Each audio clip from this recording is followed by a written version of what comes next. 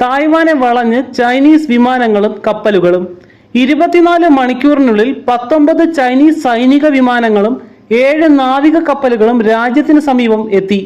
Taiwan ദേശീയ പ്രതിരോധ മന്ത്രാലയമാണ് ഇക്കാര്യം അറിയിച്ചിട്ടുള്ളത്.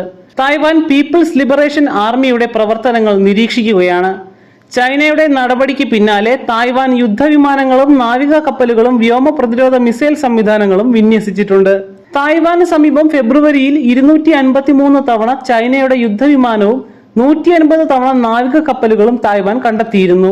2020 സെപ്റ്റംബർ മുതൽ ചൈന തായ്വാന് സമീപം ബലപ്രയോഗം തുടരുകയാണ്. തായ്വാനിലേക്കുള്ള കടന്നുകയറ്റം മറച്ചുവയ്ക്കുന്നതിനായി ചൈന സൈനികാഭ്യാസത്തിന് മുതിർന്നേക്കുമെന്ന് ഫെബ്രുവരി 14 US മുന്നറിയിപ്പ് നൽകിയിരുന്നു. മേഖലയിൽ ഒരു സൈനിക ഓപ്പറേഷൻ നടത്താനുള്ള സൈനിക ശക്തി ചൈന ആർജിക്കുകയാണെന്നാണ് വിലയിരുത്തൽ. അയൽദ്വീപായ തായ്വാൻ സ്വതന്ത്ര രാജ്യമാണെന്നാണ് സ്വയം അവകാശപ്പെടുന്നത്. എന്നാൽ തായ്വാൻ തങ്ങളുടെ ഭാഗമാണെന്ന് ചൈനയും അവകാശപ്പെടുന്നു. 1996 മുതൽ തിരഞ്ഞെടുപ്പ് നടത്തി സ്വന്തം സർക്കാരിനെ തായ്വാൻ തിരഞ്ഞെടുക്കാറുണ്ട്. തായ്വാനെ ഏറ്റവും അധികം പിന്തുണയ്ക്കുന്നത് US ആണ്. ഔദ്യോഗികമായി നയതന്ത്ര ബന്ധമില്ലെങ്കിലും ആയുധങ്ങൾ നൽകുന്നത് അമേരിക്കയാണ്. അതിനിടെ US parliament speaker Nancy Pelosi Taiwan സന്ദർശിച്ചത് വലിയ വാർത്താ പ്രാധാന്യം നേടിയിരുന്നു. ചൈനയുടെ ഭീഷണി വകവയ്ക്കാതെയാണ് നാൻസി പെലോസി തായ്വാൻ സന്ദർശിച്ച് മടങ്ങിയത്. തായ്വാൻ ജനതയെ ഉപേക്ഷിക്കാൻ അമേരിക്കയ്ക്ക് കഴിയില്ല. തായ്വാൻ ലോകത്തെ ഏറ്റവും സ്വതന്ത്രമായ സമൂഹങ്ങളിൽ ഒന്നാണെന്നുമാണ് സന്ദർശനത്തിന് പിന്നാലെ നാൻസി പെലോസി പറഞ്ഞത്. പിന്നാലെ ബെയ്ജിംഗിലെ അമേരിക്കൻ സ്ഥാനപതിയെ വിളിച്ചു വരുത്തി ചൈന പ്രതിഷേധം അറിയിച്ചു. 1683 മുതൽ 1905 വരെ ചൈനയിലെ ക്വിങ് രാജവംശമാണ് തായ്വാൻ ഭരിച്ചിരുന്നത്.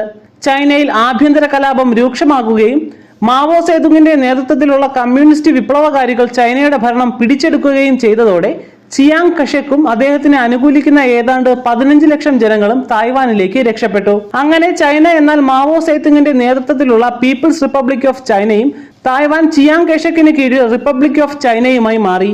ചിയാങ് കൈഷക് സർക്കാരിനെ അമേരിക്കയും ബ്രിട്ടനും അംഗീകരിച്ചു. പിന്നീടുള്ള 25 വർഷം തായ്വാൻ ഭരിച്ചത് ഈ സർക്കാരായിരുന്നു. അതിനുശേഷം തായ്വാന്റെ ജനാധിപത്യവൽക്കരണം വലിയ തോതിൽ ആരംഭിച്ചു. ഈ ജനാധിപത്യവൽക്കരണത്തിന് ചൈന ഒട്ടും അനുകൂലമായിരുന്നില്ല. ഹോങ്കോങ്ങിനെ ഏറ്റെടുത്ത പോലെ ഒരു രാഷ്ട്രം രണ്ട് വ്യവസ്ഥ എന്ന തന്ത്രത്തിലൂടെ തായ്വാനെ ഏറ്റെടുക്കാൻ ചൈന ശ്രമിച്ചെങ്കിലും ആ നീക്കം തായ്വാൻ തന്നെ പരാജയപ്പെടുത്തി. കമ്മ്യൂണിസ്റ്റ് ഏകാധിപത്യ രാജ്യമായ ചൈനയിലേക്ക് ചേരുവാൻ ജനാധിപത്യ രാജ്യമായ തങ്ങൾ ആഗ്രഹിക്കുന്നില്ല എന്നാണ് തായ്വാൻ പറഞ്ഞത്. അതേസമയം തായ്വാന്റെ സാമ്പത്തിക മേഖല ചൈനയെ ആശ്രയിച്ചാണ് നിൽക്കുന്നത്.